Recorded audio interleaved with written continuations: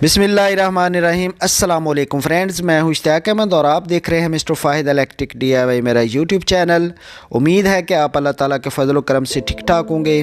तो आज हमारे पास ये एक डॉलर्स का माइक्रोवेव आया है, तो इसको करेंगे आज रिपेयरिंग और आपके साथ इसकी जो रिपेयरिंग है वो शेयर करेंगे।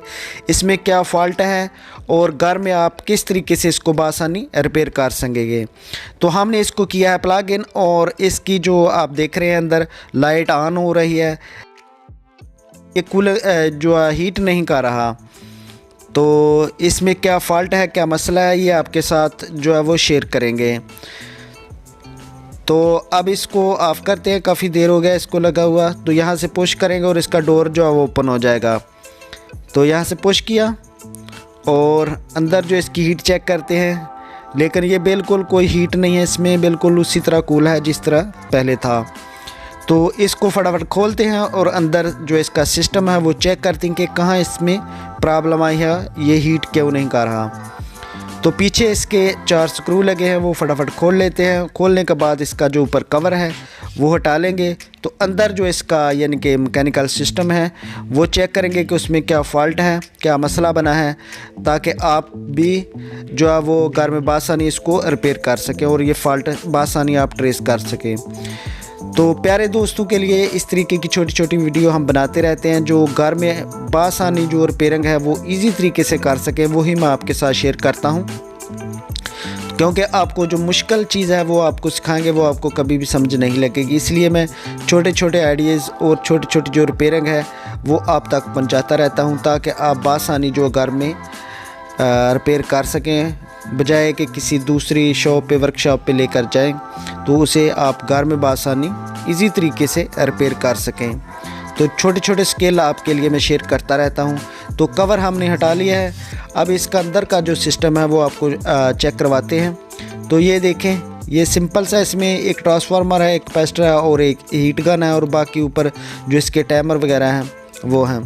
तो सबसे पहले जो हमने काम करना है, इसमें 2 तरह के फ्यूज़ लगे होते हैं। एक ऊपर जो मेन इसकी यानी कि मुकम्मल सर्किट को चालू करता है, और दूसरा यहाँ पे ये सिर्फ हीट गन को जो है वो चालू करता है।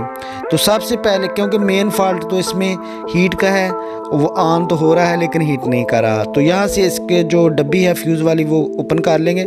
थोड़ी सी मुश्किल है क्योंकि ये इसके साथ ही फिक्स कर दी गई, इसमें कोई इजाफी वायर नहीं लगी। तो जहाँ इसका ट्रांसफार्मर है उसी के साथ इसको जो है वो सोल्ड किया गया है। तो इस तरीके से आपने इसका कवर जो है डब्बी का हटा लेना है, और बीच अंदर में आप देख रहे हैं इसके फ्यूज़ लगा है। ये देखें, यहाँ पे इसके एक छोटा सा फ्यूज़ लगा है। तो फ्यूज़ को जो है वो आपने चेक करना है। इसमें ब्रीक सी वायर आप शीशे में नज़र आ रही होगी, वो अगर जल गई है, उसमें कोई वायर वगैरह नहीं, तो समझ लेना कि इसका फ्यूज़ जल गया। तो करना क्या है, आपने, हमारे पास तो मीटर है, हम मीटर से इसको भी चेक कर लेंगे क्या इसमें फ़ॉल्ट है कि या हीट गन वगैरह में कोई फ़ॉल्ट है। तो सबसे पहले स्टार्ट में आपने इसी फ्यूज़ को, तो आपने करना क्या है कि प्लग इन जो प्लग इसका वो आपने सॉकेट में नहीं लगाना, क्योंकि इसमें करंट काफ़ी तेज़ होता है, तो ये जानलेवा भी हो सकता है। तो इस तरीके से फ्यूज़ आप चेक कर सकते हैं। तो फ्यूज़ ये यहाँ पे जी इसका मेन फॉल्ट जो है वो फ्यूज़ का ही है, फ्यूज़ इसका ऑन नहीं हो रहा, इसकी कंटिन्यूटी ब्रेक है। तो फ्यूज़ को हम बाहर निकालेंगे। और फ्यूज़ आपने घर में किस तरीके से लगाना है, सिंपल सा तरीका है। कोई भी आपने 2376 की एक ब्रीक सी वायर लेनी है और इसको आपने जो है इसमें लगा देना है, फ्यूज़ टैप ही बन जाएगी वो। अगर आपके पास सोल्डर वगैरह नहीं है तो आप इस तरीके से बासानी जो है वो लगा सकते हैं, वो भी मैं आगे जाकर आपको दिखाता हूँ कि किस तरीके से आपने वायर लगानी है। बहुत ही सिंपल सा और आसान सा तरीका है। तो फिर इसकी जो हीट वगैरह भी चेक करेंगे। ये वायर, ये देखें, आपने एक वायर इससे इस तरीके से निकाल लेनी है। ये तो जो वाल की तरह होती है, एक जो सर का बाल है उसकी तरह होती है, तो उसी टाइप की आपने एक वायर ले लेनी है, और फ्यूज़ में जो आपने दोनों साइडों पे लगा देनी है अच्छे तरीके से। और इसकी कैप है, आप इस तरीके लगाएंगे तो कैप में फंस जाएगी दोनों साइडों से, और ये लूजिंग वगैरह इसमें नहीं रहेगी। तो अगर आपके पास सोल्डर वगैरह है, तो आयरन सोल्डर है, तो आप इसको टांका भी लगा सकते हैं। अगर नहीं तो आप इस तरीके से भी, सिंपल से तरीके से भी इसका फ्यूज़ जो है वो लगा सकते हैं। तो फिर इसकी हीट वगैरह भी चेक करेंगे कि आया इसमें मसला है या कि इसकी हीट गन में। अक्सर जो हीट गन में प्रॉब्लम हो तो फिर भी फ्यूज़ जल जाता है। तो हीट गन में कोई इतना ज़्यादा फॉल्ट नहीं, उसमें मैग्नेट वगैरह लगे होते हैं, तो मैग्नेट अगर टूट जाए तो फिर भी जो है वो हीट नहीं करता। तो वो भी मैं इंशाल्लाह डिटेल के साथ वीडियो बनाऊंगा आपके लिए। तो सबसे पहले ये वाला छोटा सा जो आप घर में बासानी काम कर सकते हैं वो मैं आपके साथ शेयर करूंगा, क्योंकि वो हीट गन का थोड़ा सा लंबा काम है। तो इस तरीके से दोबारा आपने डब्बी इसकी बंद कर देनी है और फिर इसको करना है प्लग इन, फिर इसको चेक करना है। तो हमने इसमें पानी रख दिया है, तो अब इसकी चेक करेंगे और कुछ देर के लिए जो है वो इसको प्लग इन रहने देंगे और इसकी हीट फुल कर देंगे ताकि जल्दी जल्दी हमें इसकी जो हीट का पता चल सके।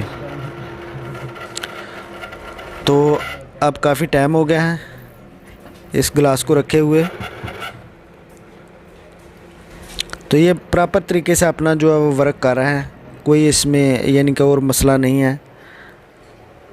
तो इसकी हीट वगैरह चेक कर लेंगे थोड़ी देर बाद, तो फिर आपके साथ शेयर करेंगे कि ये वाकई 100% काम कर रहा है या नहीं।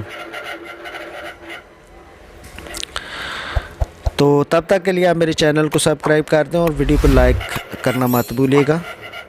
तो इस तरीके से आप इसकी हीट वगैरह भी चेक कर लेंगे। तो अल्हम्दुलिल्लाह ये देखें ये प्रॉपर तरीके से अपना वर्क कर रहा है, तो हीट भी इसमें मुकम्मल हुई है। ये थी हमारी आज की video. Thank you for watching. अल्लाह हाफिज़।